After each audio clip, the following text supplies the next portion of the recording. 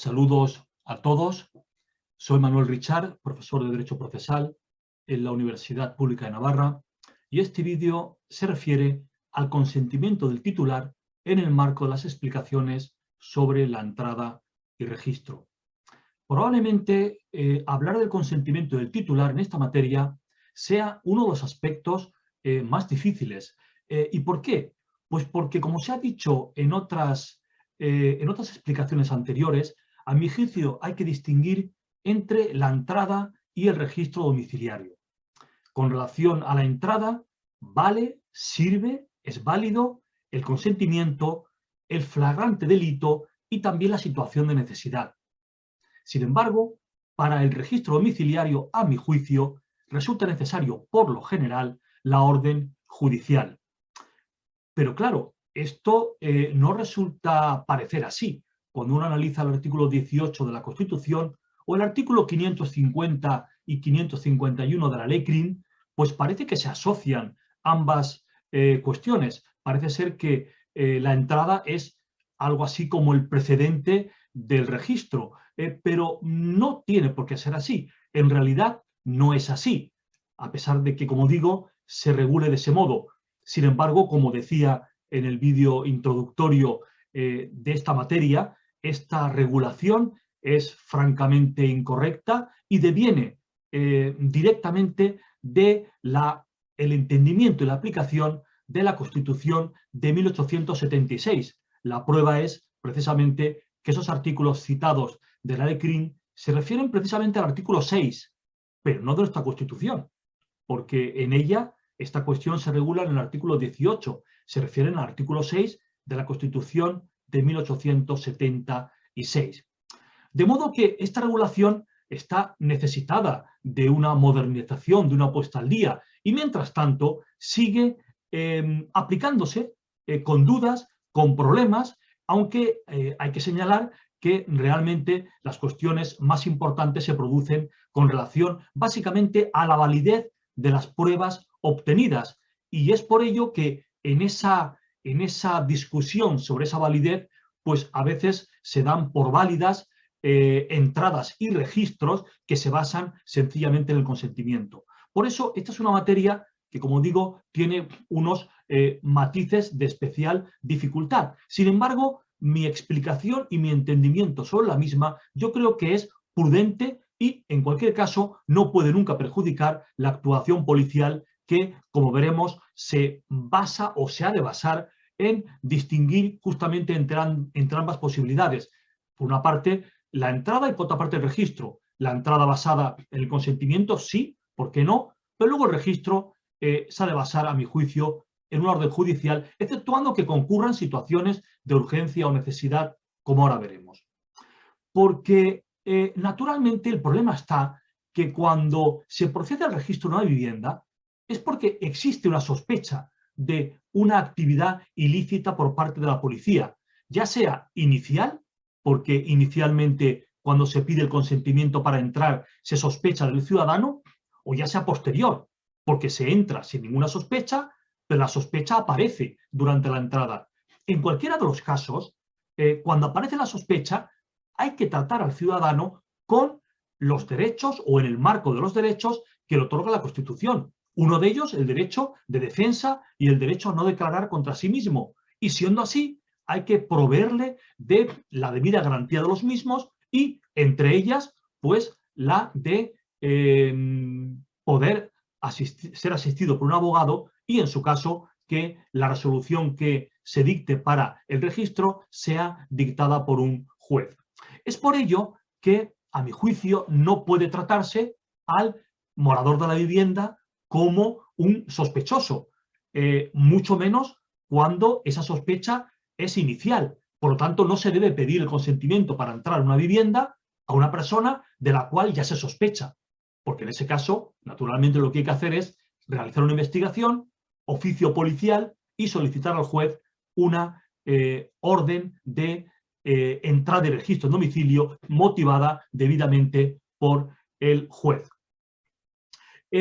Naturalmente que, como digo, puede ser que el consentimiento inicial sea otorgado por el morador de la vivienda y sea requerido por la policía en el marco, pues como decía, de una situación meramente de, bueno, de, por ejemplo, imaginémonos, se está investigando una serie de delitos, una persona que ha delinquido y que anda por el edificio, se puede pedir el consentimiento para entrar en el domicilio, también para realizar cualquier acto de naturaleza, bueno, pues diríamos, no sospechosa de actividad delictiva con los moradores de la vivienda, también cuando hay una necesidad, pero puede ser que la sospecha aparezca a continuación. De hecho, eso suele suceder en muchas ocasiones, pero lo que sucede es que si la sospecha aparece a continuación, lo que podría darse sería una situación de flagrancia a la que dedicaré otro de los vídeos. Pero en ese caso, existiendo flagrancia, lo que hay que hacer es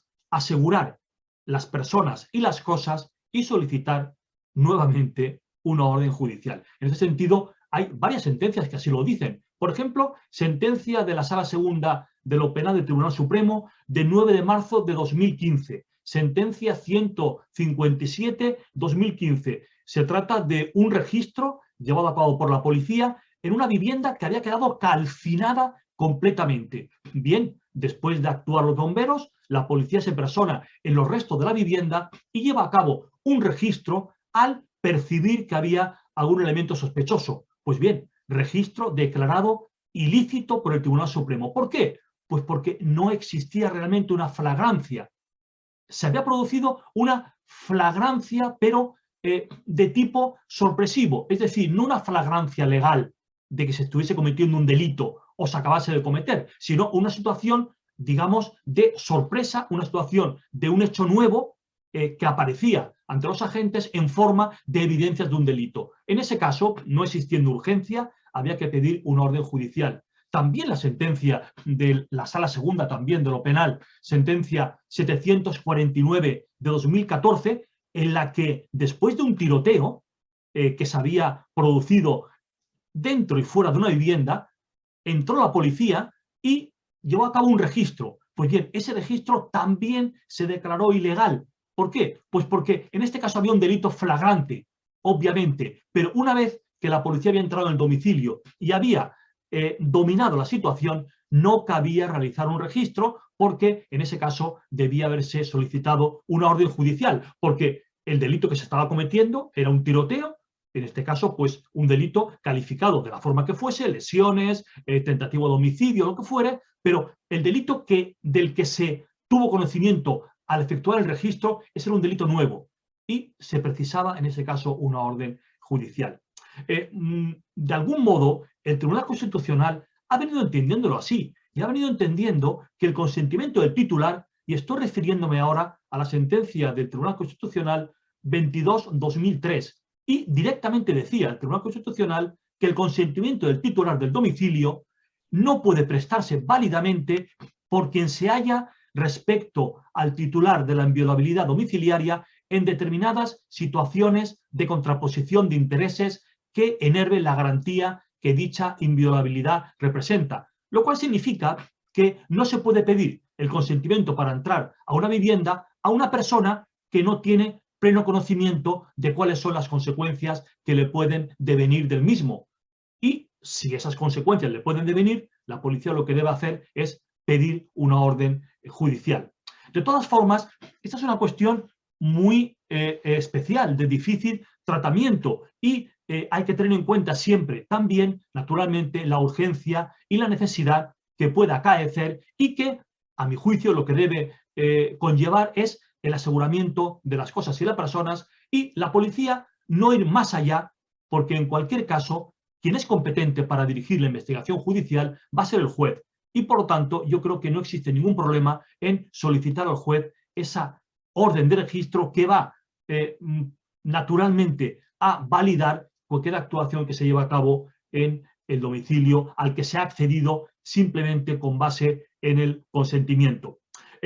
Como digo, es una cuestión compleja, es una cuestión que no es clara, hay sentencias en un sentido o en otro, hay muchas que siguen el dictado constitucional y legal y no distinguen y dicen que el consentimiento habilita la entrada y también al registro, pero hay otras que dicen que no.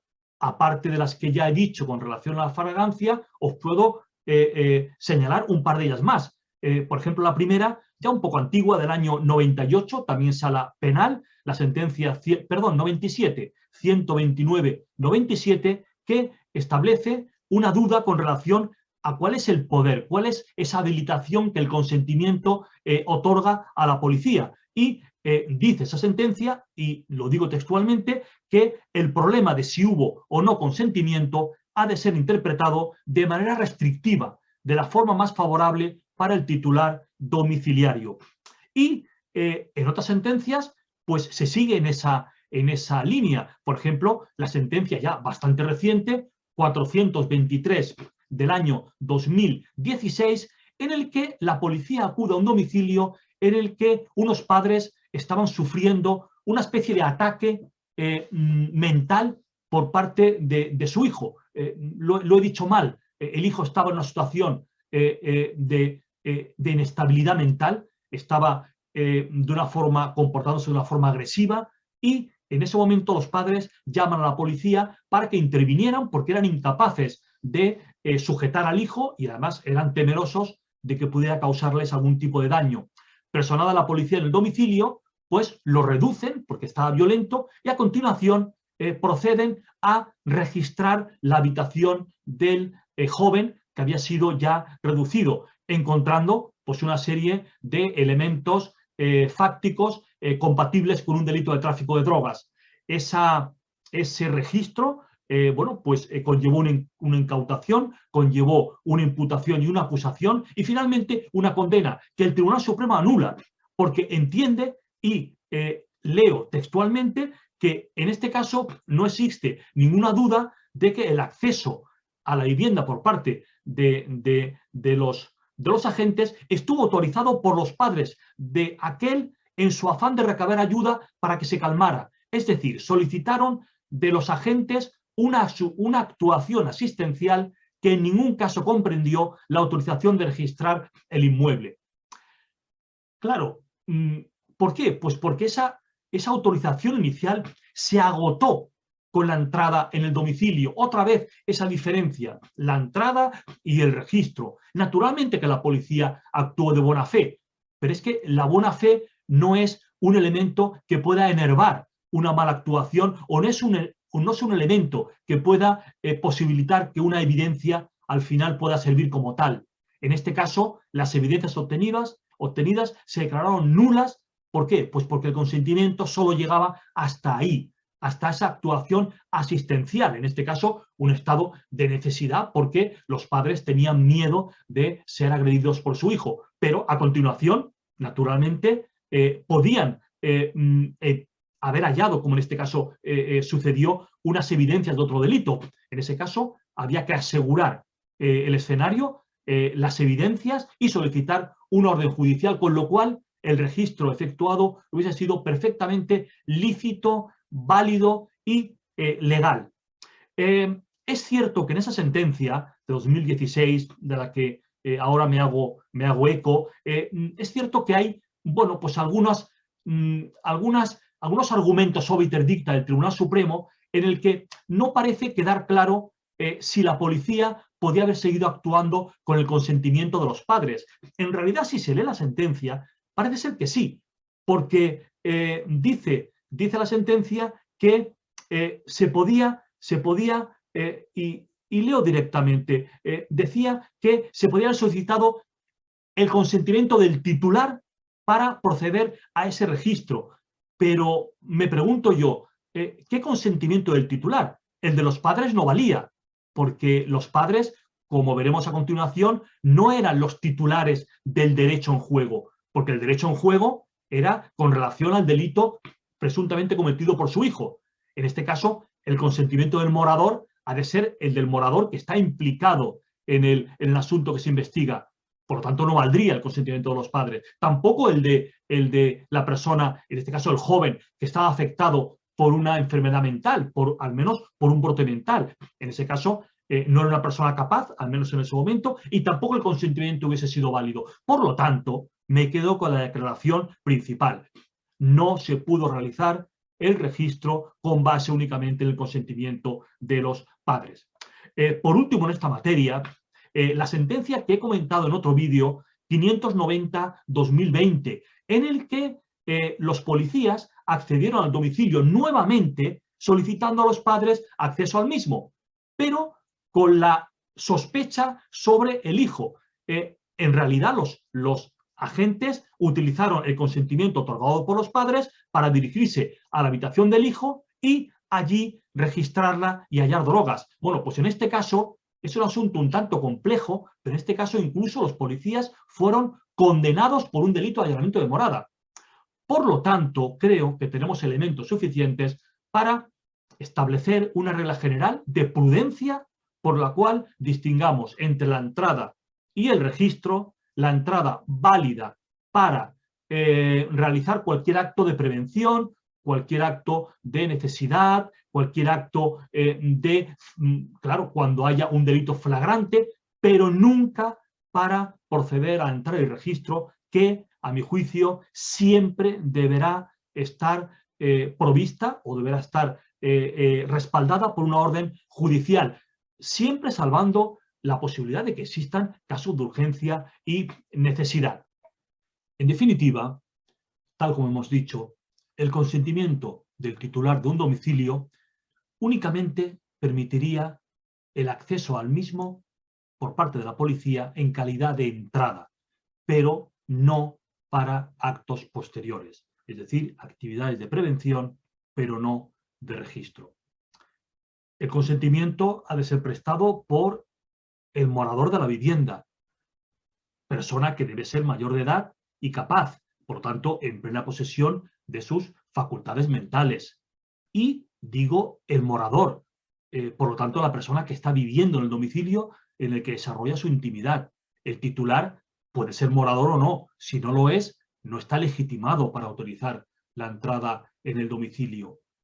¿Qué sucede si son varios moradores? Bueno, en este caso, cada uno de ellos tiene legitimación para autorizar la entrada en un domicilio, porque cada uno de ellos puede ejercitar ese derecho que tiene a ese lugar en el que desarrolla su intimidad. Ahora bien, esa persona que autoriza la entrada debe estar interesada, debe ser la persona a la que le pueda afectar, en su caso, esa entrada por parte de la policía. En este sentido, así lo ha dicho el Tribunal Supremo en la sentencia de la que es ponente el magistrado Marchena, presidente del Tribunal Supremo, sentencia 445-2015 de 2 de julio, en ella se establece que cualquier morador puede prestar consentimiento válido para entrar en la vivienda. Ahora bien, siempre que no existan intereses contrapuestos. Es decir, será válido siempre que el que presta consentimiento, bueno, pues que esté interesado, al igual que otro morador, en lo que pueda devenir de esa entrada de la policía. No puede prestar consentimiento un morador con relación a algo que afecta a un tercero, también morador, con el que mantiene pues, una diferencia en cuanto a intereses o cuando estos son contrapuestos. En este sentido, por ejemplo, el Tribunal Supremo declaró nula la entrada y luego hubo un registro posterior de una vivienda a la que había sido autorizada la policía a entrar por la cónyuge de aquel que al final resultó imputado al hallarse unas evidencias, la cónyuge que se estaba separando de su marido que no autorizó la entrada y sin embargo que era al final el que resultó perjudicado.